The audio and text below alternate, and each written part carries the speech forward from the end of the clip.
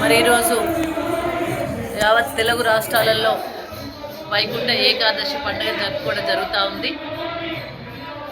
అందరికీ కూడా మా అక్క చెల్లెలకు అన్నదమ్ములందరికీ కూడా వైకుంఠ ఏకాదశి శుభాకాంక్షలు.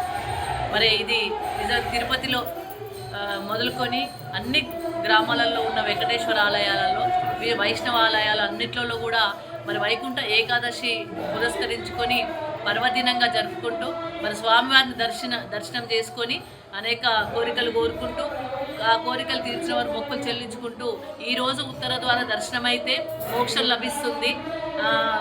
వైష్ణవ దేవాలయాల్లో కనుక మోక్షం లభిస్తుంది. అదేవిధంగా వాళ్ళకు ఆశీస్సులు దొరుకుతాయి, వెంకటేశ్వర స్వామి విష్ణువు ఆశీస్సులు దొరుకుతాయి అని చెప్పి ధనుర్మాసంలో ముక్కోటి ఏకాదశి రోజు ముఖ్యంగా మా అక్క చెల్లెలందరూ తమ పసుపు కుంకుమాలు బాగుండాలి, కుటుంబం బాగుండాలి అని మొక్కులు తీర్చుకుంటూ ఉంటారు.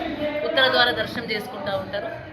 ఉత్తర ద్వార దర్శనం వల్ల మోక్షం లభిస్తారు ఒక మంచి నమ్మకంతో ఇక్కడ ఉన్న ప్రజలు ఉంటారు. మెదక్ పట్టణంలో రామాలయంలో మరి ఈరోజు ముక్కోటి ఏకాదశి పండుగ ఘనంగా జరిగింది. వెంకటేశ్వర ఆలయంలో కూడా చాలా ఘనంగా ముక్కోటి ఏకాదశి పండుగలు జరిగినాయి. అందరు భక్తులు కూడా ఉత్తర ద్వార దర్శనాన్ని చేసుకొని స్వామిని దర్శించుకోవడం జరిగింది. మరి వారందరికీ కూడా శుభాకాంక్షలు తెలియజేస్తా ఉన్నాను.